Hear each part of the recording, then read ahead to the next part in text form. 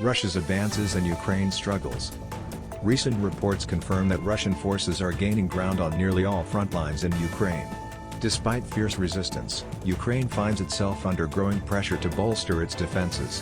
The Biden administration, recognizing the strain on Ukrainian forces, has called for a reduction in Ukraine's military recruitment age from 25 to 18, aiming to expand the pool of available soldiers. However, retired U.S. Army Major General James Spider Marks has criticized this approach as insufficient. Marks argues that from the beginning of the conflict, the Biden administration lacked a cohesive, endgame-oriented strategy. Without clear objectives, both Ukraine and its Western allies are locked in a cycle of reactionary measures rather than proactive solutions. Marks highlighted the current stalemate-like conditions. Russia's position: despite its ability to mobilize vast resources and manpower, Russia faces limitations. The sheer scale of its losses, estimated at over 600,000 soldiers, is staggering. This has turned potential victories into costly Pyrrhic outcomes, undermining Russia's capacity to push beyond its current territorial gains. Ukraine's resilience: Ukrainian forces have demonstrated remarkable determination, successfully holding their ground in many areas. However, they lack the resources and manpower to decisively disrupt Russian positions or reclaim significant territories. This standoff is creating what Marks describes as a well-defined tactical battle where both sides are entrenched, leading to prolonged and intense confrontations. Russia's narrative shifts, from regional to global conflict. In addition to its military efforts, Russia is intensifying its rhetoric. On state-run media, Moscow has accused the United States of direct involvement in Ukrainian operations targeting Russian soil. These allegations mark a shift in how Russia frames the war, not just as a conflict with Ukraine but as a broader confrontation with NATO and the West. Jill Doherty, former CNN Moscow bureau chief, provided critical insights into this rhetorical escalation. She explained that by portraying the war as a global struggle, Russia aims to pressure Western nations into scaling back their support for Ukraine. This narrative shift comes with tangible risks.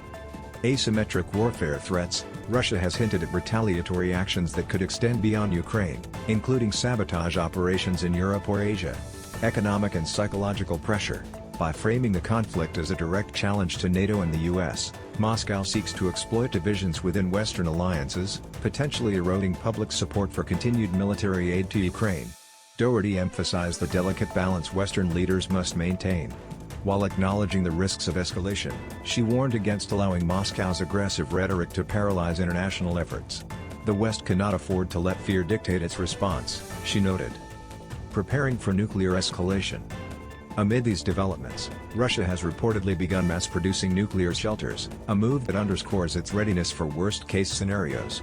Russian Foreign Minister Sergei Lavrov, known for his sharp rhetoric, invoked a traditional Russian saying to warn the West: Russians take a long time to get going, but when they do, their response is decisive. This rhetoric aligns with President Vladimir Putin's decision to place the United States under nuclear notice. While many analysts view this as posturing, the implications are serious. Moscow appears intent on signaling its willingness to escalate if provoked further, adding another layer of complexity to an already volatile situation. Trump's return: a new approach to peace? As President-elect Donald Trump prepares to take office in January, the Russia-Ukraine conflict is emerging as a top priority for his administration. Trump has already appointed retired General Keith Kellogg as a special envoy to lead negotiations, signaling his intent to address the nearly three-year-old war early in his term. General Keith Kellogg's role. Kellogg, a trusted member of Trump's previous administration, brings military expertise and a deep understanding of Trump's strategic vision.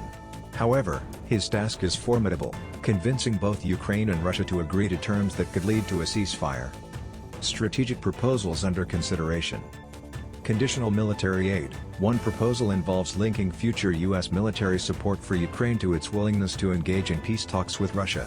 This approach, supported by Kellogg, aims to push Kyiv toward negotiations without undermining its defense efforts entirely. Autonomous zones: former U.S. Ambassador Rick Grenell has proposed creating autonomous regions along the front lines, potentially offering a compromise for areas currently occupied by Russian forces.